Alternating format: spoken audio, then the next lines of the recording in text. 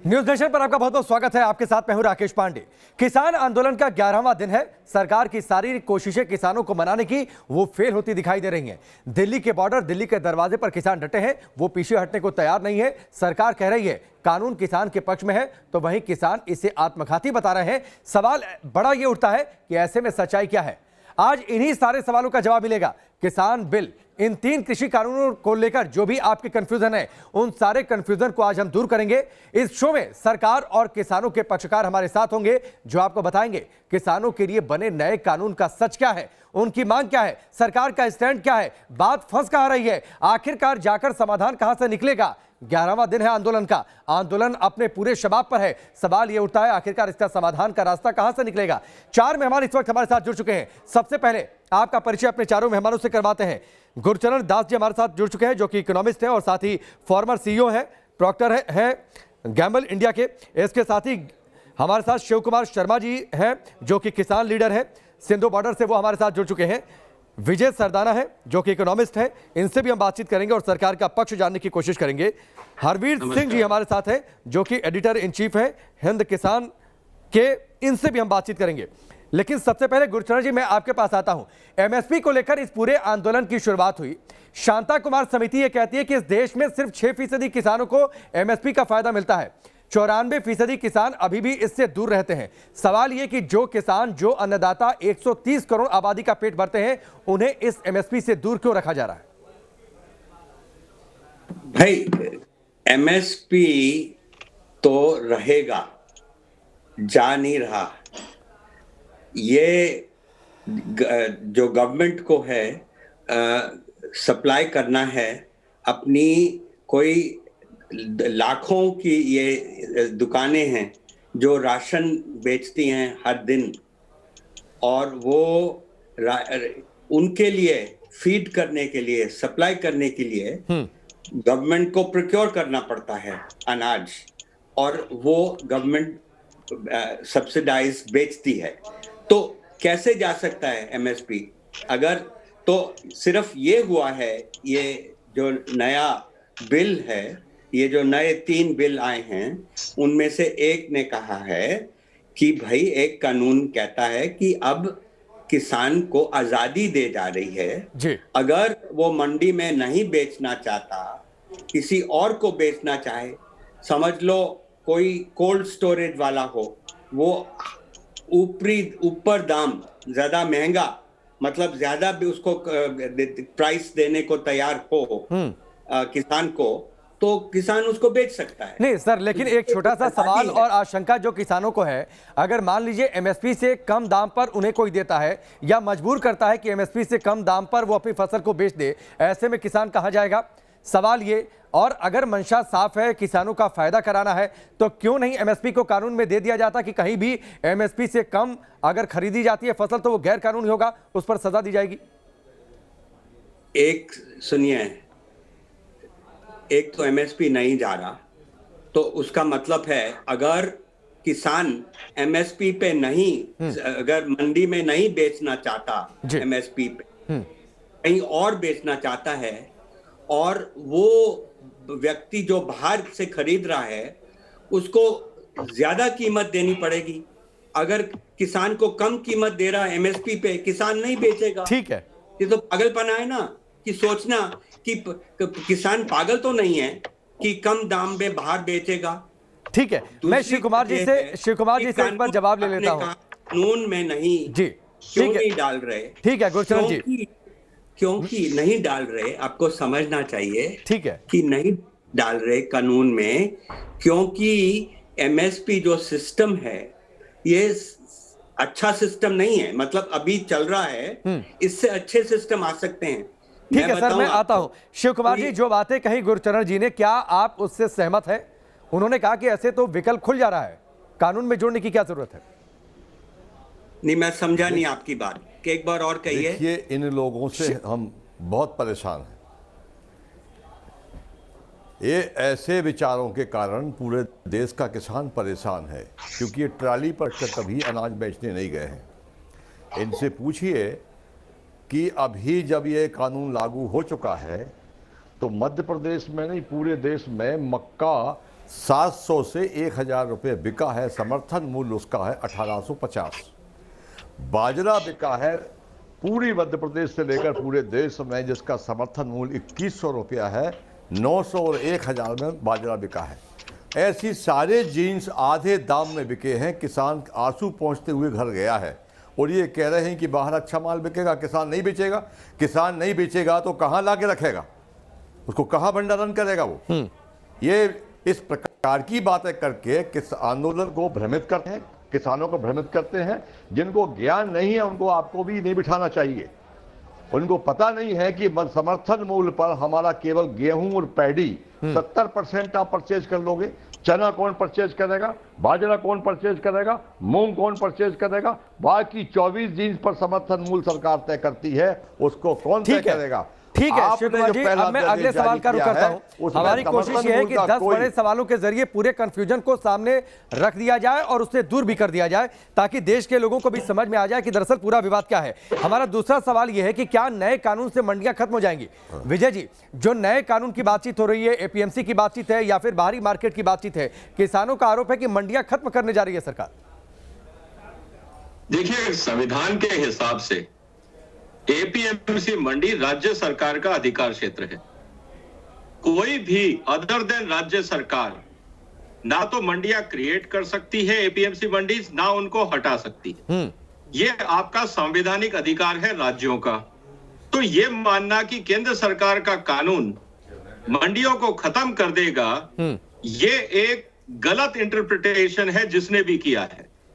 तो ये इंपॉर्टेंट बात समझने की है कि जब, और मैं आपको बहुत क्लियर बता देता हूं, शेड्यूल 7 की जो लिस्ट 2 है जिसमें राज्य की सूची है, उसमें आइटम नंबर 28 बहुत क्लियरली कहता है मार्केट बनाने का अधिकार सिर्फ राज्यों को है। हाँ, अगर ट्रेड की बात आती है कि कौन कहां ट्रेड कर सकता है, उसी भारत के कानून में चैप्टर 13 में यह लिखा हुआ है, भारत का कोई भी नागरिक कहीं भी किसी के साथ भी ट्रेड कर सकता है। कोई कानून उसको इसमें बाध्य नहीं करेगा। कहने का मतलब यह है कि अगर आप देश के कानून और संविधान से चलना चाहते हो, तो जो 3 कानून भारत सरकार ने बनाए हैं ये पूरी तरह से कानून सम्मत और संविधान जो बातें सम्मत आपने कही, मैं हरवीर जी के पास जाता हूं। हरवीर जी, आपने सुना विजय जी की बातों को। एपीएमसी अगर राज्य सरकार का सब्जेक्ट है तो केंद्र सरकार के खिलाफ प्रदर्शन क्यों?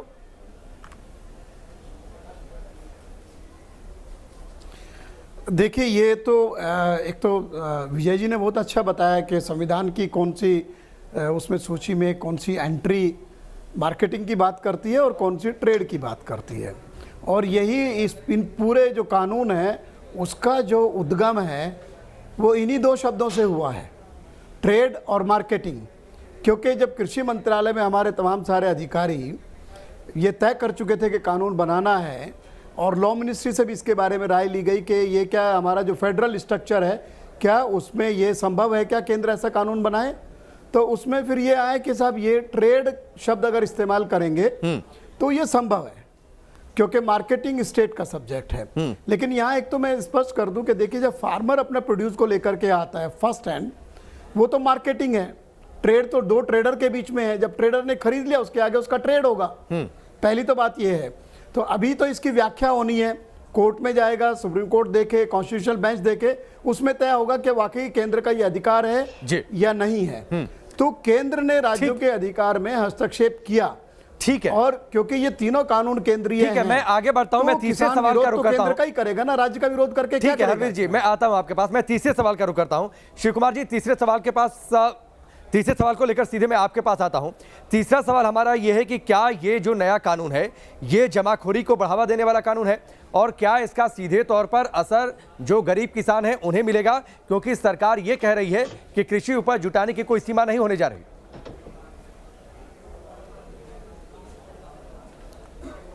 देखिए, इसमें जमाखोरी बढ़ेगी। इसमें जो सबसे खास बात है वो ये है कि व्यापारी ने मान लो आलू जमा किया और 5 रुपए से वो 50 रुपये हो गया, तो उसकी कोई लिमिट नहीं रहेगी। पर किसान अगर जमा करता है तो उसको लिमिट, डबल लिमिट देना पड़ेगी। तो ये पूरा कानून जो है वो एक प्रकार से कंपनियों को सुरक्षा देता है, किसान को नहीं। सस्ते दाम में आप माल परचेज करेंगे, महंगे में बेचेंगे, आप पर कोई कंट्रोल नहीं होगा, आप पर डबल लिमिट नहीं लगेगी, उपभोक्ता को माल महंगा मिलेगा। इसलिए हमारा इस पर विरोध है। ठीक है गुलशरण जी, ये बड़ी दिलचस्प बात है। क्या सरकार जो लगातार जमाखोरी के खिलाफ अभियान चलाती है, कई बार हमने देखा कि किस तरीके से रेड डाली जाती है, सरकार अब खुद क्या एक तरीके से कह रही है कि आप फसल जमा करिए या फिर आप अनाज जमा करिए और जब जरूरत हो अपने हिसाब से बेच लीजिए?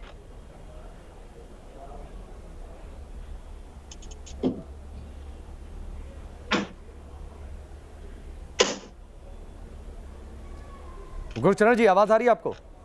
नहीं, मैंने सुना नहीं, आपने क्या सवाल पूछा है? सर, सवाल ये है कि लगातार ये बात कही जा रही है कि सरकार ने जो जमा करने की, जो भंडारण की जो सीमा है उसको उसे हटा दिया है, तो क्या सरकार जमाखोरी को बढ़ावा देना चाहती है?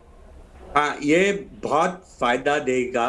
ये जो लिमिट हटाई है इसमें देश का बहुत फायदा होगा, किसान का भी बहुत फायदा होगा, क्योंकि अब ये जो लिमिट हटाने से कोल्ड स्टोरेज आ जाएंगे। हिंदुस्तान में बहुत कम है कोल्ड स्टोरेज, क्योंकि ये लिमिट थी पहले, कभी भी गवर्नमेंट इसको इन्फोर्स कर सकती। तो स्टॉकिंग, जो माल गोडाउन रखना है, स्टॉकिंग अलाउड नहीं थी। तो इससे कोल्ड स्टोरेज आने से मतलब कि जो उत्पादन होती है किसान की, वो ज्यादा वक्त रह सकती है, वो फूड प्रोसेसिंग में जा सकती है। तो इसलिए ये कहा है, ये बहुत अच्छी चीज की है और किसानों को बहुत फायदा होगा। लेकिन सर, फिर तो सीधे सवाल उठेगा ना कि गरीब किसान उन कोल्ड स्टोरेज में अपने फसलों को रखने का आप खर्च कैसे उठाएगा? छोटा सा कमेंट सर, छोटा सा विजय जी, देखिए ऐसा है, मेरा ये कहना है कि शायद कानून पढ़ा नहीं है, जो भी ये इंटरप्रेट कर रहे हैं। मैं कानून मेरे सामने है, मैं आपको पढ़ के सुनाता हूं। कोई भी व्यापारी जो कृषि क्षेत्र में नहीं है वो जमाखोरी नहीं कर सकता। जो प्रोसेसर है और जो एक्सपोर्टर है, जो उसकी इंस्टॉल्ड कैपेसिटी है उससे ज्यादा वो माल नहीं रख सकता।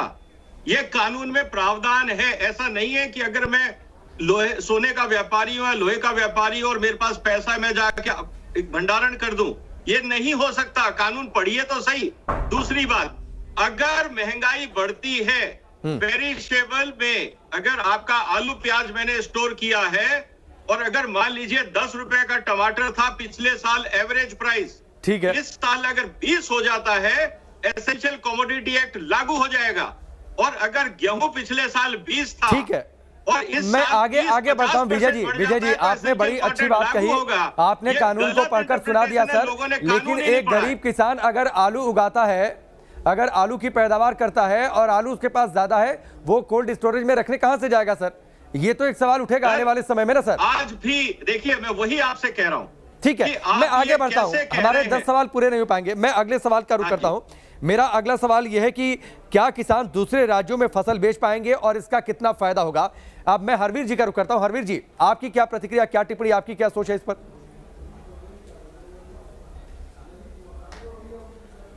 मुझे पूछा, एक तो मैं साफ करूं कि अभी भी किसान जो है पूरे देश में कहीं भी अपना सामान, अपना उत्पाद बेच सकता है। कोई प्रतिबंध उस तरीके का नहीं है। कुछ राज्य सरकारें गैर जरूरी प्रतिबंध लगाती हैं, जिसका कोई संवैधानिक अधिकार उनको नहीं है। जहाँ तक कानून बनने के बाद है, जब एमएसपी पर खरीद की बात आती है, जो कि केंद्र सरकार उसमें सब्सिडी लगाती है और राज्य सरकारें फैसिलिटेट करती हैं, उसको लेकर के 2 बयान अभी आए हैं। एक हरियाणा के मुख्यमंत्री का आया है और एक बयान मध्य प्रदेश के मुख्यमंत्री का आया है। दोनों राज्य सरकारें केंद्र की उस पार्टी की सरकारें हैं जिन्होंने ये कानून बनाया है। उन्होंने कहा कि हम अपने राज्य में किसान को दूसरे राज्य के अपना उत्पाद बेचने नहीं देंगे। तो मैं ये कह रहा हूँ, जब पहले ही दिन से नहीं सर, 6 महीने हो गए अभी कानून बने हुए, थोड़ी सी जानकारी, तो लोकल फार्मर्स ने जिस तरीके का रुख इन लोगों का है, लोकल फार्मर्स ने विरोध किया था, हरियाणा सरकार ने पोर्टल बना दिया। दूसरे ये अगर आपको जानकारी एक चीज और मैं बोलूं इसमें, देखिए, नहीं मैं इसीलिए कह रहा हूं, इसी में मैं कह रहा हूं कि हरियाणा ने जैसे कहा कि मेरी फसल मेरा ब्यौरा एक पोर्टल बना दिया, उसमें जाके किसान को रजिस्टर करना पड़ता है। ठीक है, लेकिन अगर उत्तर प्रदेश के किसान को एमएसपी नहीं मिल रही है और एमएसपी केंद्र सरकार के खर्चे से जाती है, तो क्या उस किसान को अधिकार नहीं हो हरियाणा की बेहतर व्यवस्था का फायदा उठा ले? और मैं एक चोर बहुत कहूं कि जब गेहूं की खरीद हो रही थी उस वक्त हरियाणा गवर्नमेंट ने रोका था। ये अच्छी बात है ना सर, मैं आगे बढ़ जाता हूं। में उन्होंने खुद एडमिट किया, ठीक है, कि हम बाद में अलाउ कर देंगे। ठीक है हरवीर जी, ये तो अच्छी बात हुई। गुरशरण जी, ये तो अच्छी बात हुई, किसानों को ये स्वतंत्रता होगी जिस राज्य में जाकर वो चाहे फसल बेचते जहां पर उन्हें ज्यादा फायदा मिल जाए।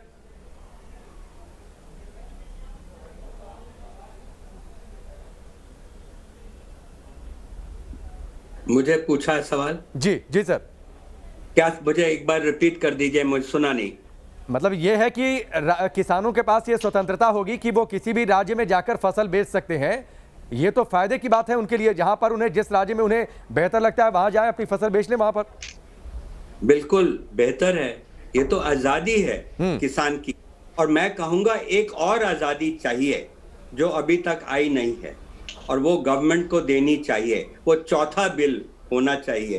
वो ये है कि इस वक्त जब कोई चीज की जिस चीज की प्राइस गिर जाती है, जैसे प्याज की अभी हुई, और गवर्नमेंट ने एक्सपोर्ट बंद कर दिया, बैन कर दिया, ये गलत बात है।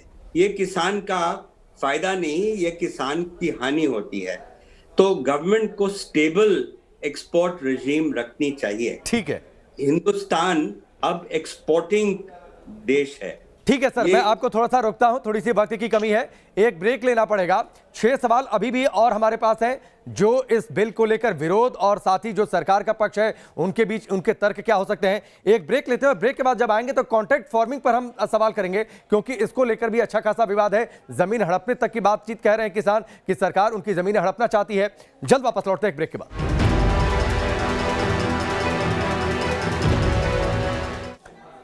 ब्रेक के बाद चलिए आगे बढ़ते हैं। 10 सवालों के जरिए जो विरोध हो रहा है कानून को लेकर और जो कंफ्यूजन है उनका हम समाधान निकालने की कोशिश कर रहे हैं। इस बीच बड़ी खबर यह है कि नोएडा में किसानों का प्रदर्शन तेज हो गया है। ट्रैक्टर के साथ दिल्ली की तरफ किसान बढ़ चले हैं। दिल्ली की तरफ बढ़ रहे किसानों को पुलिस ने रोका है। यह नोएडा से इस वक्त की बड़ी खबर है। किसानों ने प्रदर्शन तेज किया है, ट्रैक्टर के साथ दिल्ली की तरफ बढ़ रहे हैं किसान, लेकिन बीच में पुलिस के जवान हैं। पुलिस के जवान उन्हें दिल्ली की तरफ बढ़ने से रोकने के लिए मुस्तैद हैं। यह नोएडा से इस वक्त की बड़ी खबर है। दिल्ली से लगती जितनी सीमाएं हैं वहां पर किसान डटे हुए हैं, हजारों की संख्या में मौजूद हैं। लगातार वहीं पर लंगर चल रहा है, रातें गुजार रहे हैं और उनका एक ही कहना है, एक ही उनकी बातचीत है, जब तक सरकार इन कानूनों को वापस नहीं लेती वो हटेंगे नहीं।